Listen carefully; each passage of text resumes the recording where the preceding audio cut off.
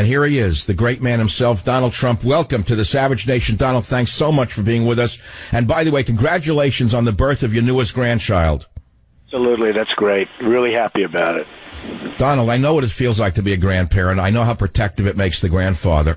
And I suppose that's why your popularity has swelled. Personally, I think because America sees you as the greatest chance to protect us, in plain English. You know, for the big issue, Donald, I know you've disavowed any connection to these allegations against Ted Cruz and his alleged affairs. But let's be clear. You've had more mud thrown at you than all of the other candidates put together. You've been smeared like I've never seen anyone smeared before. So, assuming that you had nothing to do with this, and I believe you have had nothing to do with this garbage, is it at all possible that someone within your camp may have done this in order to help you without even telling you? No, it's not possible. In fact, 2 articles were written today or yesterday by not lovers of Trump, the Daily Beast, whatever that may be, and another one by a respected journalist that said that Marco Rubio has been peddling this story for a long time, and it was Marco Rubio. I mean, they said it very strongly. Marco Rubio has been peddling this story. I never heard about this story, and frankly, I had absolutely nothing to do with the National Enquirer putting the story in. But 2 articles were written about Marco Rubio having to do it, and he's been peddling it. Now, who knows if he did it? I have no idea if he did it, but I can only tell you one thing. It wasn't me, and Cruz ought to focus on other things, frankly, because I think it's disgusting when he blames me. And you're right. Somebody in your world called me and said they have never seen anybody slandered like I've been slandered over the last week about the whole woman thing. Nobody respects women more than I do, Michael. You know that.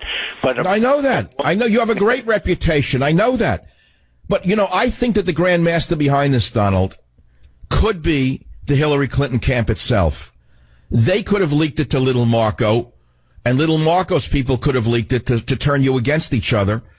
And I think that for the sake of your campaign and for the sake of America, and no matter how tempting it may be for you to fight back because you are a fighter, Donald, I wouldn't get involved with it anymore. I think we need to talk about the dangers of a Hillary presidency. What do you think, Mr. Trump? About NATO, you saw what I came up with NATO the other day. They asked me a question about NATO. Nobody's thought about this for 30 years. I said NATO is obsolete, and we're spending too much money, and other countries are spending almost nothing, and we're protecting everybody, and we're the big stupid bully that doesn't know what to do, and we're spending, we're spending hundreds and hundreds of millions of dollars and even billions of dollars on NATO. And other countries aren't pulling their weight, and they're supposed to be pulling their weight, and we're protecting them. So, that came out, and it came out very good. Actually, I must tell you, surprisingly, the New York Times did a great story on it. And today I had a great story in the New York Times. I mean, I awoken people as to NATO, and it is obsolete. Today we need something having to do with terrorism. And, when NATO was done originally, it was the Soviet Union, which was different than Russia.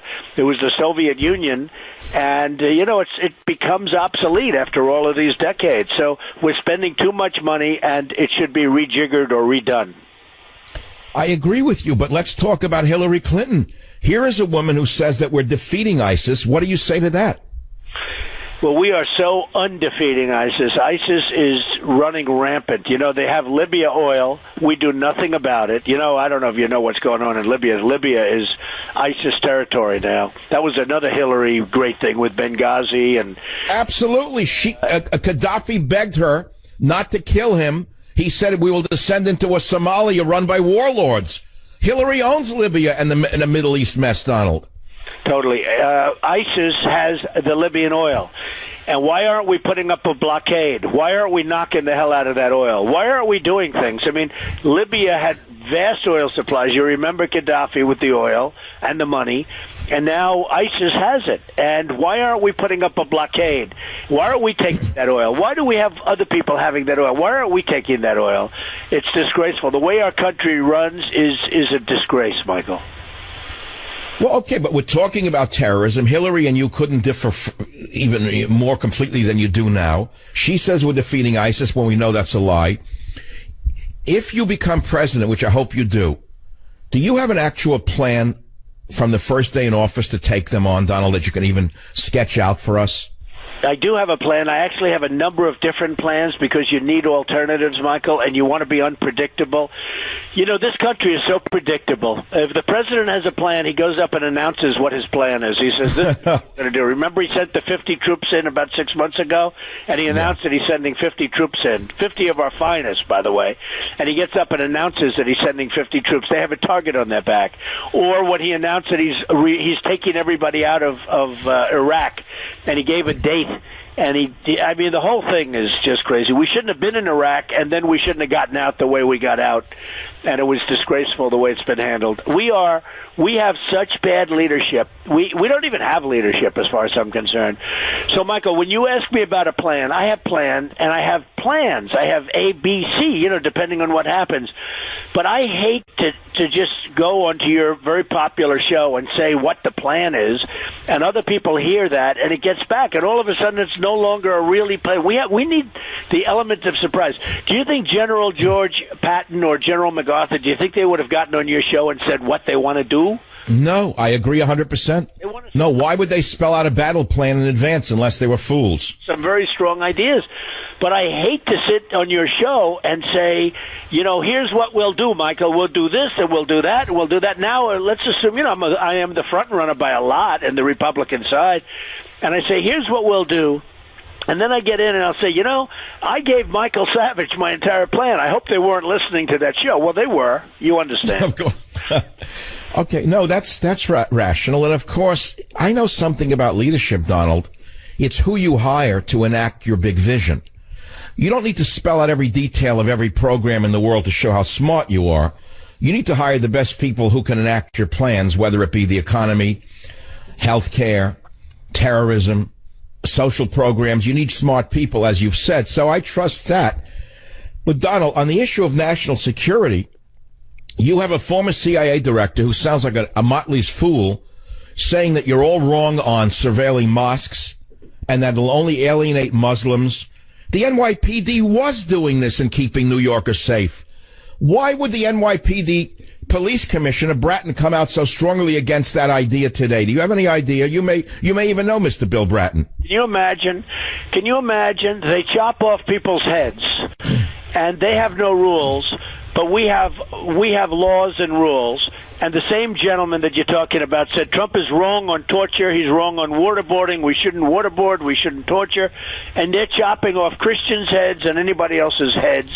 And it's a disgrace. And this is the same man that we're talking about, the same man. And, you're right. In New York City, we had a great surveillance program, which is now totally scrapped. It's totally gone because of a mayor that we have who's a gross incompetent. And it's really sad when you look at what's going on. When you look at what went on in New York, when you look we had a great surveillance program. They say the best in the world, and it's totally gone. And you just look at what's going on in Belgium. In Brussels, I said a number of months ago, I said that Brussels is a hellhole. You better watch out. It's bad. It's, a lot of problems. The New York Times did a big story really criticizing me for saying such bad things about Brussels. Now everybody's saying Trump got it right, Michael. You see that. It's all over the place. And Trump was the only one that knew what was going on. I agree, but look, Donald, this Geneva Convention business that the liberals like to cite, that we're violating the Geneva Convention by even waterboarding, it's such a ludicrous statement, Donald. They don't follow the Geneva Convention rules. The Geneva Convention only applies to those who sign on to it. The last I checked, ISIS didn't sign on to the Geneva Convention, Donald. Hey, Michael, they're allowed to chop off heads. They're allowed to drown 50 people in a heavy steel cage, drop them right into the ocean or to the water, and drown them and pull it up with 50 bodies in it.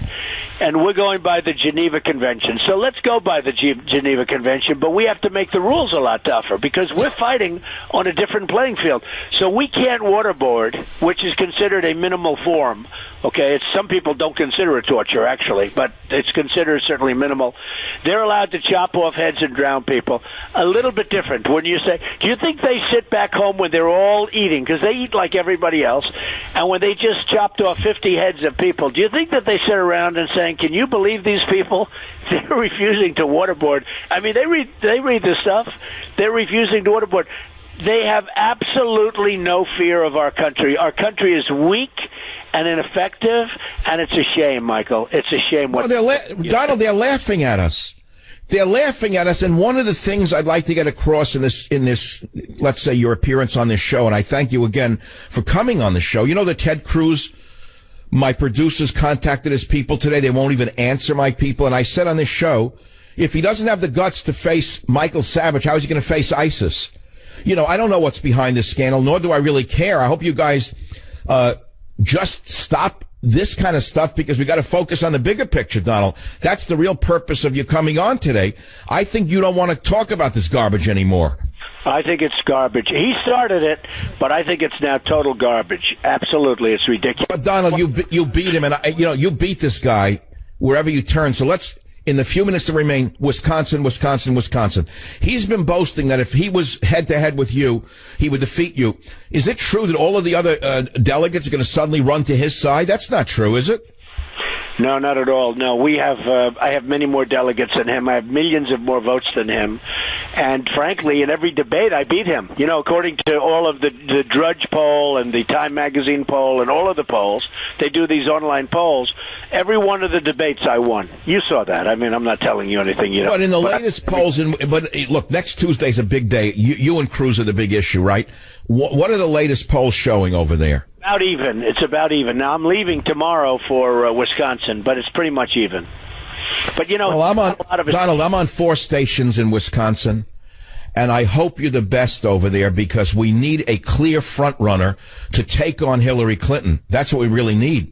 That's true. Well, I think we're going to do very well. Right now, I'm a clear front runner, and I think you'll be very happy, and I think we'll do well in Wisconsin. The people in Wisconsin want security. They want military. They want the great military. They want to see borders. They don't want illegal immigration. And they want great trade deals, because they're getting killed with bad trade deals.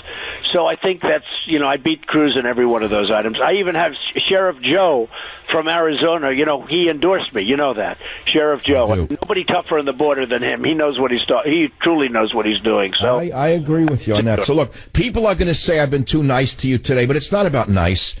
You had the decency to come on the Savage Nation today and say you had nothing to do with this garbage. I agree with you. I accept it, number one. And I don't even want to talk about it anymore, Donald. The country is hanging in the balance. And I want to thank you again and wish you the greatest success in Wisconsin and everywhere else. Thank you, Donald Trump.